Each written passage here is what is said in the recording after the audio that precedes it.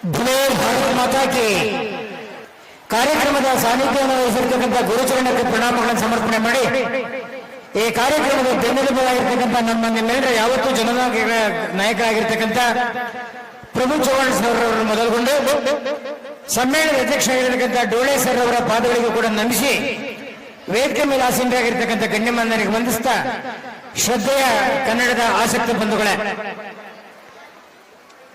ಪ್ರಾಯಶಃ ಗಡಿ ಭಾಗದ ಔರಾದ್ನಲ್ಲಿ ಸಮ್ಮೇಳನ ಮಾಡ್ತಾ ಇರ್ತಕ್ಕಂಥ ಸಂದರ್ಭದಲ್ಲಿ ನಮ್ಮ ಸುರೇಶ್ ಶೆಟ್ಟಿ ಅವರು ಆದಿಯಾಗಿ ತಾಲೂಕು ಅಧ್ಯಕ್ಷರಾದಿಯಾಗಿ ಕನ್ನಡದ ಸ್ಥಿತಿಗತಿ ಇರ್ತಕ್ಕಂಥದ್ದು ಸ್ವಲ್ಪ ವಿಷಾದದ ಹೆಂಚಿನಲ್ಲಿದೆ.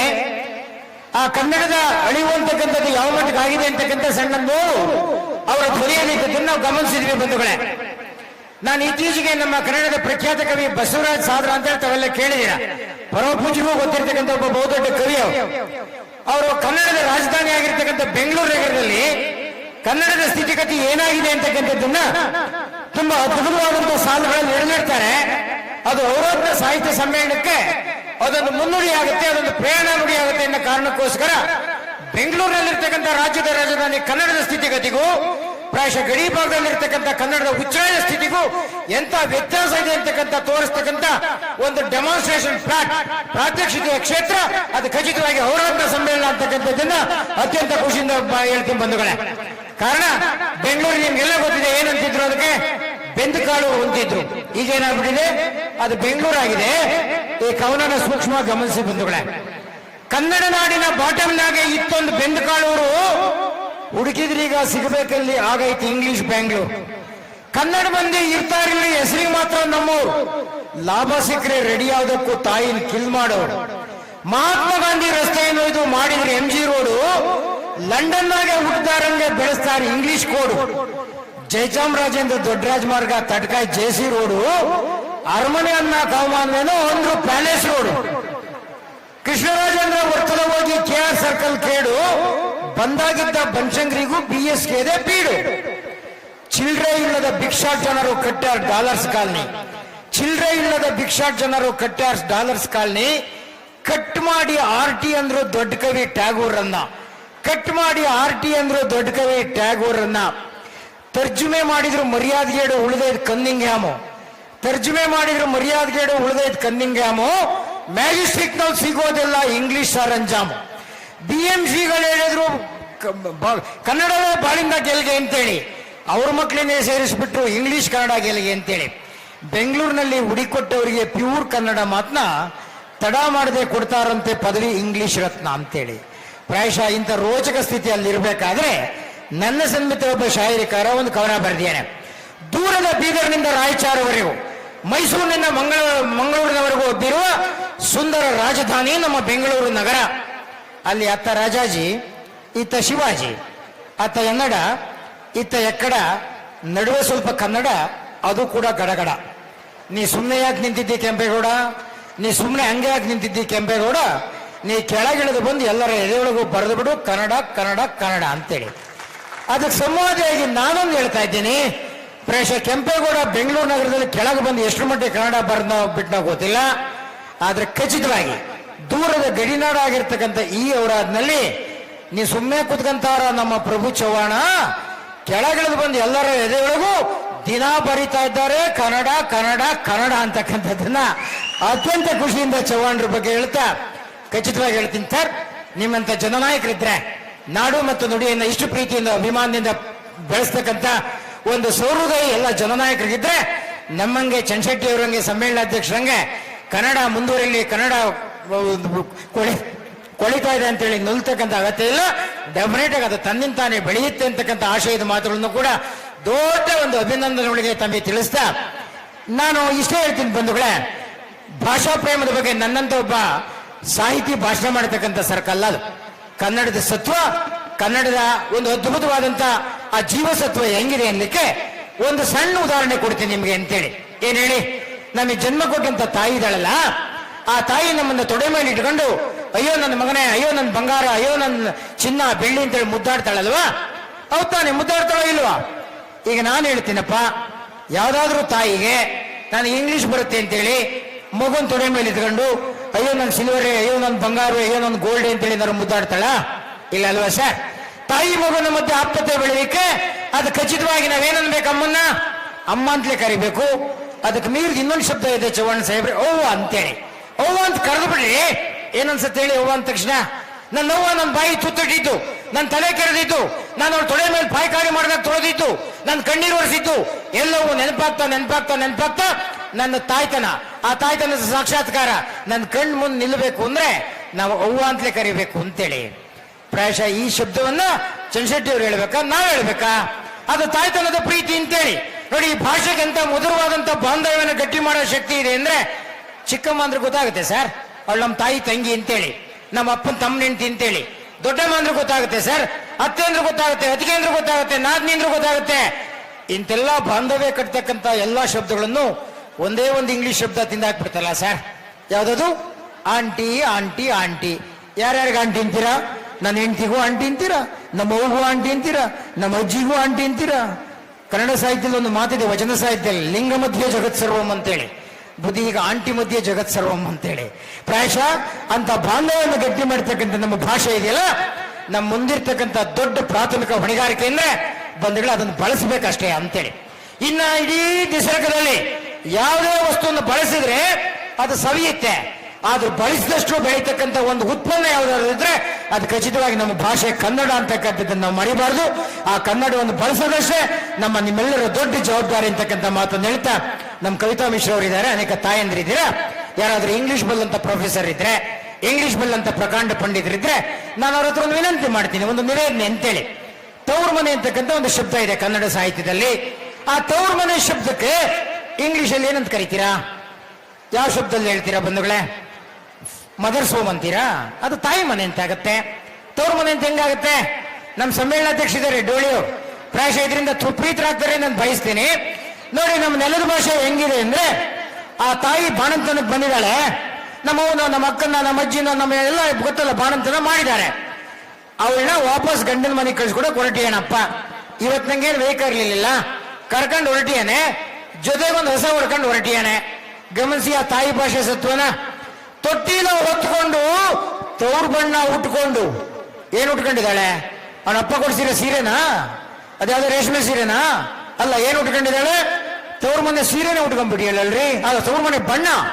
ಗಮನಿಸಿ, ನಿಮಗೆ 3 ತಿಂಗಳು ಬಾಣಂತನ ಮಾಡಿದಂತ ಆ ತಾಯಿ ಆ 3 ತಿಂಗಳೊಳಗಡೆ ಬಣ್ಣ ಬಂದ್ಬಿಟ್ಟಿರ್ತಾಳೆ, ಕಪ್ಪಗಿದ್ದವರು ಕೆಂಪಾಗ್ಬಿಟ್ಟಿರ್ತಾರೆ. ಅದನ್ನ ಜನಪದ ತಾಯಿ ಹೆಂಗ್ ಗುಡಿಸಿದಾಳೆ ಅವಳು? ತೊಟ್ಟಿಲ ಹೊತ್ಕೊಂಡು ತವ್ರ ಬಣ್ಣ ಉಟ್ಕೊಂಡು ಅಪ್ಪ ಕೊಟ್ಟೆಮ್ಮೆ ಹೊಡಕೊಂಡು ತವ್ರೂರ ತಿಟ್ಟತ್ತಿ ಬಿಟ್ಟಿದ್ದಾಳೆ. ಇಲ್ಲದ್ರೆ ಗಂಡನ ಮನೆ, ತವ್ರ ಮನೆ ಕಾಣಲ್ಲ. ಆಗ ಏನ್ ಮಾಡ್ತಾಳೆ? ತೊಟ್ಟಿಲ ಹೊತ್ಕೊಂಡು ತವ್ರ ಬಣ್ಣ ಉಟ್ಕೊಂಡು ಅಪ್ಪ ಕೊಟ್ಟೆಮ್ಮೆ ಹೊಡಕೊಂಡು ತವ್ರೂರ ತಿಟ್ಟತ್ತಿ ತಿರುಗಿ ನೋಡ್ಯಾಳ. ಪ್ರಾಯಶಃ ತಿರುಗಿ ನೋಡಿಸ್ತಕ್ಕಂಥ ತಿರುಗಿಸುವ ತಾಕತ್ತಿದೆಯಲ್ಲ, ಅದು ನಮ್ಮ ತಾಯಂದ್ರಿಗೆ ತವ್ರ ಮನೆ ಅಂದಾಗ ಮಾತ್ರ ಅದು ಬರ್ಲಿಕ್ಕೆ ಸಾಧ್ಯ. ಹಾಗಾಗಿ ತವ್ರ ಮನೆ ಅಂದ್ರೆ ಅದು RCC ಮನೆ ಅಲ್ಲ, ಅದು ಡಬಲ್ ಸ್ಟೇರ್ ಮನೆ ಅಲ್ಲ, ಅದು ಹಂಚಿನ ಮನೆ ಅಲ್ಲ. ಮತ್ತೇನು? ನನ್ನ ತಾಯಿ ಹೊಟ್ಟೆಯಲ್ಲಿ ಹುಟ್ಟಿ ಅಪ್ಪನ ತೊಡೆ ಮೇಲೆ ಆಡಿ, ಅಕ್ಕಂಗರ ಜೊತೆ ಕೂಡಾಡಿ, ಬೀದಿ ಮಕ್ಕಳ ಜೊತೆ ಆಡಿ ನಲಿದಾಡದಂತ ಆನಂದದ ಅರಮನೆ ಅಂತಕ್ಕಂಥ ಭಾವ ಬರಬೇಕು ಅಂದ್ರೆ ನಾವು ಕನ್ನಡದ ಶುದ್ಧ ಭಾಷೆ ಇರ್ತಕ್ಕಂಥ ತವ್ರ ಮನೆ ಅಂತಲೇ ಅನ್ಬೇಕು ಅಂತೇಳಿ. ಇಂಥ ಅದ್ಭುತವಾದಂಥ ಮಹತ್ತರವಾದಂಥ ಶಕ್ತಿ ಮತ್ತು ಸಾಮರ್ಥ್ಯ ಕನ್ನಡ ಭಾಷೆಗೆ ಇದೆ ಅಂತಕ್ಕಂಥ ಸತ್ಯವನ್ನಷ್ಟೇ ತಮಗೆ ಹೇಳ್ತಾ, ಇಲ್ಲಿಂದ ಈಚೆಗೆ ಔರಾದಲ್ಲಿ ಕನ್ನಡ ಸಮ್ಮೇಳನ ಮಾಡಿದ್ದೀವಿ ಅಂದ್ರೆ ನಮ್ಮ ಪರಮ ಪೂಜ್ಯ ಕನ್ನಡ ಮಠ ಆಗಿರ್ತಕ್ಕಂಥ ಬಾಲ್ಕೇಶ್ವರಿಗಳ ಸನ್ನಿಧಿಯಲ್ಲಿ ಮಾಡ್ತಾ ಇದ್ದೀವಿ. ಬಂಧುಗಳೇ, ನಮ್ಮ ಕನ್ನಡಿಗರಿಗೆ ಯಾವುದು ಧರ್ಮ ಆಗಬೇಕು ಅಂದ್ರೆ ನಮ್ಮ ಕನ್ನಡದ ಕವಿ ಕಾವ್ಯಾನಂದ್ರು ಒಂದು ಹೊಸ ಸೂತ್ರ ಕೊಡ್ತಾರೆ, ಹೊಸ ಫಾರ್ಮುಲಾ ಕೊಡ್ತಾರೆ, ಹೊಸ ಸೂತ್ರ. ಅದು ನಾವು ಕನ್ನಡಿಗರಿಗೆಲ್ಲ ಆಚರಣೆ ಮಾಡಬೇಕಾದಂತ ಸೂತ್ರ ಅಂತೇಳಿ. ಯಾವ್ದು ಗೊತ್ತಾ? ಅದು ನಮ್ಮ ಧರ್ಮ ಭಾರತ ಧರ್ಮ. ಯಾವ್ದು ನಮ್ಮ ಧರ್ಮ? ನಮ್ಮ ಧರ್ಮ ಭಾರತ ಧರ್ಮ. ನಮ್ಮ ಕುಲ ಕನ್ನಡ ಕುಲ, ಗೋತ್ರ ಬಸವ ಗೋತ್ರ, ಸೂತ್ರ ಸಮನ್ವಯ ಸೂತ್ರ, ಯಾಗ ಕಾಯಕ ಯಾಗ, ಯೋಗ ಸೇವಾ ಯೋಗ, ಪಕ್ಷ ಭಕ್ತಿ ಪಕ್ಷ, ಬಾವುಟ ಪ್ರೇಮ ಬಾವುಟ, ವೇದಿಕೆ ವಿಚಾರ ವೇದಿಕೆ, ಜಯಕಾರ ಮಾನವತೆಯ ಜಯಕಾರ ಅಂತೇಳಿ. ಪ್ರಾಯಶಃ ಕನ್ನಡಿಗರು ಈ ತೆರೆದ ಹೃದಯದಲ್ಲಿ ಈ ಅಷ್ಟಸೂತ್ರಗಳನ್ನು ಪಾಲನೆ ಮಾಡಿದ್ದೆ ಆದ್ರೆ ನಮ್ಮ ಕನ್ನಡ ಧರ್ಮ ಖಚಿತವಾಗಿ ವಿಶ್ವ ಧರ್ಮ. ಯಾವಾಗ ಕುವೆಂಪುರವರು ಹೇಳಿದ್ದು ಪ್ರಾಯಶಃ ಕಲ್ಪನೆ ಮಾಡ್ಲಿಕ್ಕೂ ಸಾಧ್ಯ ಇಲ್ಲ. 1938ರಲ್ಲಿ ಜೈ ಭಾರತ ಜನನಿಯ ತನುಜಾತೆ, ಜಯ ಹೇ ಕರ್ನಾಟಕ ಮಾತೆ ಅಂತೇಳಿ. ಕರ್ನಾಟಕ ಅಂತೇಳಿ ಹೆಸರೇ ಇಟ್ಟಿರಲಿಲ್ಲ. 1973 ನವೆಂಬರ್ 1ನೇ ತಾರೀಕು ದೇವರಾಜ ಅರಸರು ಕರ್ನಾಟಕ ಅಂತ ನಾಮಕರಣ ಮಾಡ್ತಾರೆ. ಆದ್ರೆ ಕರ್ನಾಟಕದ ಪರಿಕಲ್ಪನೆ ಕುವೆಂಪುರವರು ಸ್ವಾತಂತ್ರ್ಯ ಪೂರ್ವದಲ್ಲಿ ಕಂಡಿರ್ತಾರೆ ಅಂತೇಳಿ. ಅಂತ ಅದ್ಭುತವಾದಂಥ ಸಿರಿನಾಡಾಗಿರ್ತಕ್ಕಂಥ ಕರುನಾಡಿದೆಯಲ್ಲ, ಆ ಕರುನಾಡಿನ ಸೆಳೆತ, ಆ ಕರುನಾಡಿನ ಪ್ರೀತಿ ಹೇಗಿರುತ್ತೆ ಅನ್ಲಿಕ್ಕೆ ಪ್ರಭು ಚವ್ಹಾಣ್ ಸರ್ ಒಂದ್ ನಿಮಿಷ, ನಾನು ಚವ್ಹಾಣ್ ಸಾಹೇಬ್ರಿಗೆ ಅಣ್ಣ ಒಂದ್ ನಿಮಿಷ ಸರ್. ಅಧ್ಯಕ್ಷೆ, ನಾನು ಚವ್ಹಾಣ್ ಸಾಹೇಬ್ರಿಗೆ ವಿಶೇಷವಾಗಿ ಅರ್ಪಣೆ ಮಾಡಬೇಕು ಅಂತ. ಅಣ್ಣ ಒಂದ್ ನಿಮಿಷ ಕೂತೀರಿ ಅಣ್ಣ ಕಡೆ ಮಾತಾಡ್ಸೋಂತ್ರಿ please please please please please, ಕೈ ಮುಗಿತೀನಿ ಒಂದೇ ನಿಮಿಷ. ನಾನು ಚವ್ಹಾಣ್ ಸಾಹೇಬ್ರಿಗೆ ಯಾಕೆಂದ್ರೆ ಅವ್ರು ಹೇಳಿ ಕೇಳಿ ಬಂಜಾರ ಸಮುದಾಯದ ಜನಾಂಗದಿಂದ ಬಂದಿರತಕ್ಕಂಥ ಕನ್ನಡದ ಅದ್ವಿತೀಯ ನಾಯಕರು ಅಂತೇಳಿ. ನಮ್ಮೂರಲ್ಲೂ ಕೂಡ ಸುತ್ತಮುತ್ತ ತಾಂಡಗಳಿದೆ ಬುದ್ಧಿ. ನಮ್ಮ ಸಂಪೂರ್ಣವಾದಂಥ ಸಹಮತ ಬಾಂಧವ್ಯ ಇರತಕ್ಕಂಥದ್ದು ಅವರ ಬಾಂಧವರ ಜೊತೆ ಅಂತೇಳಿ ನಾನು ಖಚಿತವಾಗಿ ಹೇಳಬಲ್ಲೆ. ಜೀವನಾನುಭವ ಅಂತಿದೆಯಲ್ಲ, ಲೋಕಾನುಭವ ಅಂತಿದೆಯಲ್ಲ, ಅದರಲ್ಲಿ ಅಪ್ರತಿಮವಾದಂಥ ಜ್ಞಾನಿಗಳನ್ನು ಹೊಂದಿರತಕ್ಕಂಥ ಸಮುದಾಯ ಯಾವುದಾದ್ರೂ ಇದ್ರೆ ಅದು ಖಚಿತವಾಗಿ ಬಂಜಾರ ಸಮುದಾಯ ಭವನ ಅಂತಕ್ಕಂಥದ್ದನ್ನ ಅತ್ಯಂತ ಖುಷಿಯಿಂದ ಹೇಳ್ತೀನಿ ನಾನು ಅಂತೇಳಿ. ನಮಗೂ ಅವ್ರಿಗೆ ಎಷ್ಟು ಪ್ರೀತಿ ಅಂದ್ರೆ, ನಮ್ಮಲ್ಲೊಬ್ರು ಮಂಜಾನಾಯ್ಕ ಅಂತಿದ್ರು, ನಾವು ಆ ಭಾಷೆ ಕಲಿಯೋದು ಭಾರಿ ಚಂದ ಅಂತೇಳಿ. ಅವತ್ತಿನ ಕಾಲದಲ್ಲಿ ಒಂದು ಫಿಲಂ ಬಂದಿತ್ತು ಬುದ್ಧಿ, ತಾಯಿಗೆ ತಕ್ಕ ಮಗ ಅಂತೇಳಿ. ಚವ್ಹಾಣ್ ಸರ್ ಅದರಲ್ಲಿ ಒಂದು ಹಾಡಿದೆ, ರಾಜ್ಕುಮಾರ್ ಹಾಡಿರೋದು. ಯಾವ್ದಾದ್ರು ಅಂದ್ರೆ, ವಿಶ್ವನಾಥನು ತಂದೆಯಾದರೆ ವಿಶಾಲಾಕ್ಷಿ ತಾಯಿಯಲ್ಲವೇ, ಯಶೋದೆ ಕೃಷ್ಣನ ಸಲಹಿದರೆ ದೇವಕಿಗೆ ಅವನು ಕಂದನಲ್ಲವೇ ಅಂತ. ನಾನು ನಮ್ಮ ಬಂಧು ಆಗಿರ್ತಕ್ಕಂಥ ಮಂಜಾ ನಾಯಕರಿಂದ ನಿಮ್ಮ ಬಂಜಾರ ಭಾಷೆಗೆ ತರ್ಜುಮೆ ಮಾಡ್ಕೊಂಡು ನಾನು ಹಾಡು ಕಲ್ತಿದ್ದೆ. ಇದರಲ್ಲಿ ಏನಾದ್ರೆ ತಪ್ಪಿದೆ ಚವ್ಹಾಣ್ ಸಾಹೇಬ್ರು ಹೇಳ್ಬೇಕು ಅಂತೇಳಿ. ವಿಶ್ವನಾಥನು ಬಾಪು ಹೋತು ವಿಶಾಲಾಕ್ಷಿ ಆಡಿಕೋನಿಕೆ, ಯಶೋದೆ ಕೃಷ್ಣನ ಪಾಲಿಂತೋ ದೇವಕಿನ್ಕೋ ಉನ್ಕೋ ಭೇಟಿ ಕೋನಿಕೆ. ವಿಶ್ವನಾಥನು ಬಾಪು ಹೋತು ಗಂಗಾ ನದಿ ಮೇ ಮುಳುಗಿನ್ ಪವಂತೋ ಪಾಪ್ ಸೆ ಕಮ್ಮೆ ಕೋನಿಕೆ, ಕಾಶಿನಾಥೆ ಆವು ತೋಬು ಸ್ಕಾಸೆನೆ ಮೇ ಧಿಕಾಯನಿ. ವಿಶ್ವನಾಥನು ಬಾಪು ಹೋತು. ಯಾಕಿದೆ ಹೇಳಿದೆ ಅಂದ್ರೆ, ಗಡಿ ಭಾಗದಲ್ಲಿದ್ದೀರಾ, ಮರಾಠಿ ಭಾಷೆ ಆಗ್ಲಿ, ತುಳು ಆಗ್ಲಿ, ಬಂಜಾರ ಭಾಷೆ ಆಗ್ಲಿ, ನಮ್ಮ ಕನ್ನಡದ ಸೋದರ ಭಾಷೆಗಳಿದೆಯಲ್ಲ, ಇವೆಲ್ಲರಿಂದ ಒಟ್ಟಾಗಿ ಬದುಕ್ತಕ್ಕಂಥ ಕುವೆಂಪು ಕಂಡಿರ್ತಕ್ಕಂಥ ಸರ್ವಜನಾಂಗದ ಶಾಂತಿಯ ತೋಟಕ್ಕೆ ನಾವು ಹೇಳ್ಬಹುದಾದಂಥ ತಾಲೂಕು ಅಂದ್ರೆ ಅದು ಖಚಿತವಾಗಿ ಔರಾದ್ ತಾಲೂಕು ಅಂತೇಳಿ. ಗಡಿನಾಡು ಕನ್ನಡಿಗರು ಎಲ್ಲ ಜನಾಂಗದವರು ಖುಷಿಯಿಂದ ಆಳ್ತಾ ಇರ್ತಕ್ಕಂಥ ಈ ನಾಡಲ್ಲಿ ಅತ್ಯಂತ ಪ್ರೀತಿ ವಿಜೃಂಭಿಸಲಿ ಅಂತ ಹೇಳ್ತಾ ಬುದ್ಧಿ, ನಾನೊಂದು 12 ಬಾರಿ ಅಮೆರಿಕಕ್ಕೆ ಹೋಗಿದ್ದೀನಿ, ಅಲ್ಲಿ ಕನ್ನಡ ಸಮ್ಮೇಳನದಲ್ಲಿ ಭಾಗವಹಿಸಿದ್ದೀನಿ. ನಾನು 2008ರಲ್ಲಿ ಹೋದಾಗ ತಮಗೆ ಗೊತ್ತಿದೆ, ಬುದ್ಧರಿಗೆ VS ಮಳಿಮಠ್ ಅಂತೇಳಿ ನಮ್ಮ ಹೈಕೋರ್ಟ್ ಜಡ್ಜ್ ಇದ್ರು. ಆ ಜಡ್ಜ್ ಅವ್ರ ಅಕ್ಕ ವಿಮಲಾ ಚನ್ನಬಸಪ್ಪ ಅಂತೇಳಿ, ಆ ತಾಯಿ ಅಲ್ಲಿಯ ಕವಿಯತ್ರಿ. ಈಗಿಲ್ಲ, ಅಮೆರಿಕಾದಲ್ಲಿ ಒಂದು 30-40 ಕೋಟಿ ರೂಪಾಯಿ ಮನೆ ಕಟ್ಟಿದ್ದಾರೆ, 40-50 ವರ್ಷದಿಂದ ಅಮೆರಿಕಾದಲ್ಲೇ ಇದ್ದಾರೆ. ಆ ತಾಯಿ ಅಮೆರಿಕಾದಲ್ಲಿದ್ರು ಕೂಡ ಆ ತಾಯಿ ಮನಸ್ಸಿದೆಯಲ್ಲ, ಅದು ಕರ್ನಾಟಕದ ಮೇಲಿದೆ, ಬೆಂಗಳೂರು ಮೇಲಿದೆ. ಯಾಕೆ ಸೆಳೀತಾ ಇದೆ ಆ ತಾಯಿತನ ಅಂದ್ರೆ, ನಾನು ಡೆಫಿನೆಟ್ ಆಗಿ ಹೇಳ್ತೀನಿ, ಪ್ರವಾಸಕ್ಕಷ್ಟೇ ವಿದೇಶ ಯೋಗ್ಯ, ನಿವಾಸಕ್ಕೆ ಮಾತ್ರ ನಮ್ಮೂರೇ ನಮಗೆ ಚಂದ ಅಂತೇಳಿ ಆ ತಾಯಿ ಅದ್ರಲ್ಲಿ ಬರೀತಾಳೆ. ಸರ್, ಎಲ್ಲ ಗಮನ ಕೊಟ್ಟು ಕೇಳ್ಬೇಕು. ನೀವು ಯಾವ ಮ್ಯಾಗಝಿನ್ ನಲ್ಲಿ ಯಾವ ಪುಸ್ತಕದಲ್ಲೂ ಓದಕ್ ಸಾಧ್ಯ ಇಲ್ಲ. ಆ ತಾಯಿ ಬರೆದಿರ್ತಕ್ಕಂಥ ಅಮೆರಿಕಾದ ವಿಮಲಾ ಚನ್ನಬಸಪ್ಪನವ್ರ ಕವನ ನೀವು ನನ್ನ ಮಾತಲ್ಲೇ ಕೇಳಬೇಕು, ಪ್ರಾಯಶಃ ಕೆಲವರು ಕೇಳಿರ್ಬೋದು ಅಂತೇಳಿ. ನೋಡಿ, ಆ ತಾಯಿ ಅಲ್ಲೊಂದು ಕವನ ವಾಚನ ಮಾಡಿದ್ರು.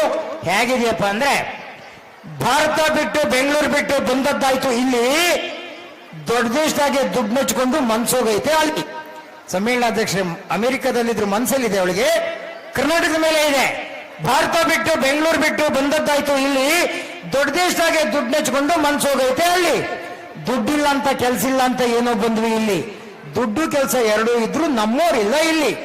ಅಲ್ಲಿದ್ದವ್ರಿಗೆ ಇಲ್ಲಿಗೆ ಬರಬೇಕು ಅಂತ ಏನೋ ಬಾರಿ ಹುಚ್ಚು, ಇಲ್ಲಿದ್ರು ಅಲ್ಲಿಗೆ ನೆನ್ಸೋ ಏನಿದ್ ನನಗೆ ಪೆಚ್ಚು. ಐಸ್ ಕ್ರೀಮ್ ಕೇಕು ಚಾಕ್ಲೇಟ್ ಬೇಕು ಮೈಸೂರು ಮಕ್ಕಳಿಗೆ ಅಲ್ಲಿ, ಇಡ್ಲಿ ಬೋಂಡ ಸಾಂಬಾರ್ ನೆನ್ಸ್ಕೊಂಡು ಬಾಯಲ್ಲಿ ನೀರು ಇಲ್ಲಿ.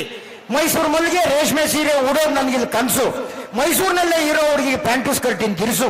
ಹುಟ್ಟಿದ ಮಕ್ಕಳಿಗೆ ಕನ್ನಡ ಕಲಿಸ್ಬೇಕು ಅಂತ ನಮಗೊದ್ದಾಟ ಇಲ್ಲಿ, ಹುಟ್ಟೋಕ್ ಮುಂಚೆ ಕಾನ್ವೆಂಟ್ಗೆ ಹಾಕಿ ಇಂಗ್ಲಿಷ್ ಕಲಿಸೋದು ಅಲ್ಲಿ. ಎಲ್ಲೇ ಇರಲಿ ಹೇಗೆ ಇರಲಿ ಕನ್ನಡವೇ ನನ್ನ ಉಸಿರು, ಬರೆಯೋಕಾಸೆ ಓದೋಕಾಸೆ ಕೇಳೋಕಾಸೆ ಕನ್ನಡವೇ ನನ್ನ ತವರು ಅಂತೇಳಿ ಯಾರು ಬರೆದಿದ್ದು? ಅಮೆರಿಕಾದಲ್ಲಿರ್ತಕ್ಕಂಥ ಕನ್ನಡತಿ ಬರೆದಿದ್ದ ಒಂದುಗಳೇ. ಇಂಥ ಕನ್ನಡ ಪರವಾದಂಥ ಸಾವಿರ ನಲ್ನುಡಿಗಳನ್ನ ಇನ್ನೊಮ್ಮೆ ನಿಮ್ ಜೊತೆ ಬಂದಾಗ ಹಂಚಿಕೊಳ್ತೀನಿ. ಇಂಥ ಗಡಿ ಭಾಗದಲ್ಲಿ ಇಂಥ ವಿಪುಲವಾದಂಥ ಅವಕಾಶವನ್ನು ಕಲ್ಪಿಸಲಿಕ್ಕೆ ಕಾರಣೀಭೂತರಾಗಿರ್ತಕ್ಕಂಥ ಕನ್ನಡದ ಬಹುದೊಡ್ಡ ಜಿಜ್ಞಾಸು, ಬಹುದೊಡ್ಡ ಸಂಘಟಕ ನಮ್ಮ ಸುರೇಶ್ ಶೆಟ್ಟಿಯವರ ಆಹ್ವಾನಕ್ಕೆ ನಾವು ಆಭಾರಿಯಾಗಿದ್ದೀವಿ ಅಂತಕ್ಕಂಥ ಮಾತನ್ನು ಹೇಳ್ತಾ, ಇಂಥ ಕರ್ನಾಟಕದಲ್ಲಿ ನಮ್ಮಂಗೆ ನಿಮ್ಮಂಗೆ ಮಂತ್ರಿಗಳಾಗಿ, ಶಾಸಕರಾಗಿ, ಮುಖ್ಯಮಂತ್ರಿಯಾಗಿ, ಪ್ರೊಫೆಸರ್ ಆಗಿ ಹುಟ್ಟೋದು ಬೇಕಿಲ್ಲ ರೀ.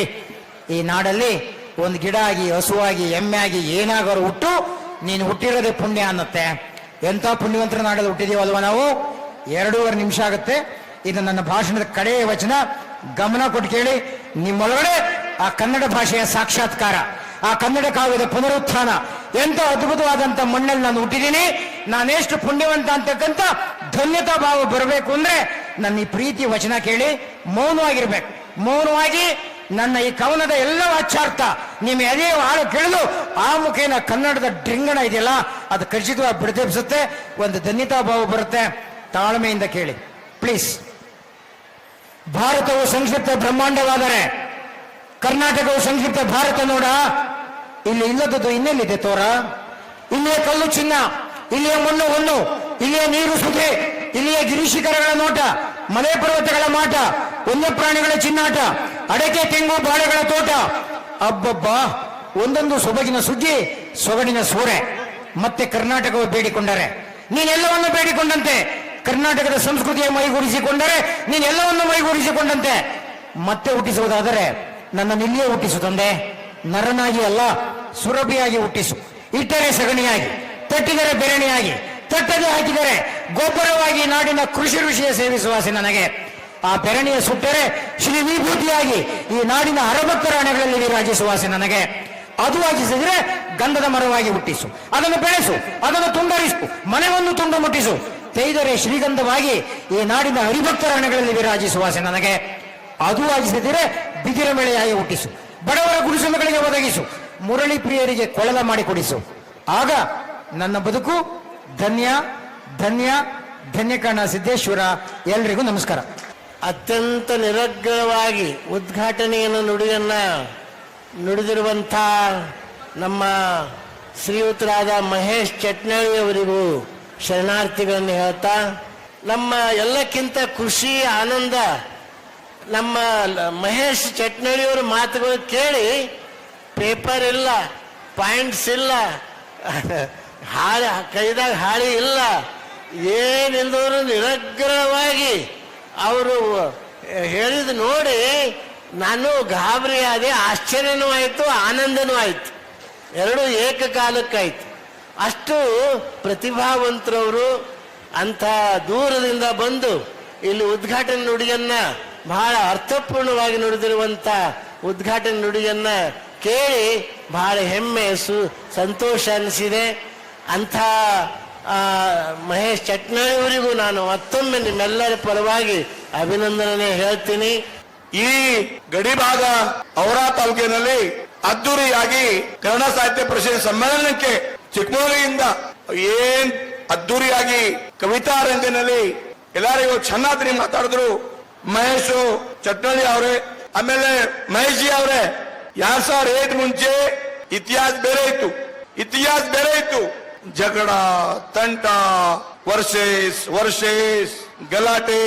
ಕನ್ನಡ ಸ್ಕೂಲ್ ಇದ್ದಿಲ್ಲ, ಕನ್ನಡಗೆ ಟೀಚರ್ ಇದ್ದಿಲ್ಲ, ಕನ್ನಡ ಮಾತಾಡಿದ್ರೆ ಜಗಳ, ಕನ್ನಡ ಮಾತಾಡಿದ್ರೆ ಮಾರಾಮಾರಿ, case book, Aurad police station full ತುಂಬಿತು. ಆದ್ರೆ ಔರಾದ್ ಮಹಾಜನತಾ ಆಶೀರ್ವಾದದಿಂದ ತಾವು ನಮ್ಗೆ ಸೇವಕ್ ಮಾಡಿದ ಮೇಲೆ ನಾವು ಈಗ ಹೇಳ್ತಾ ಇದ್ದೀನಿ, ಈ 18 ವರ್ಷದಲ್ಲಿ ಜಗಳ ಇಲ್ಲ, ಗಲಾಟೆ ಇಲ್ಲ, ಅಟ್ರಾಸಿಟಿ ಇಲ್ಲ, ಶಾಂತಿ ನೆಮ್ಮದಿ ನಮ್ಮ ಎಲ್ಲ ಸರಿ. ಔರಾದ್ ಮಹಾಜನತಾ ಸಂಸ್ಥೆ, ಔರಾದ್ ಮಹಾಜನತಾ ನಮ್ಮ ದೇವರು.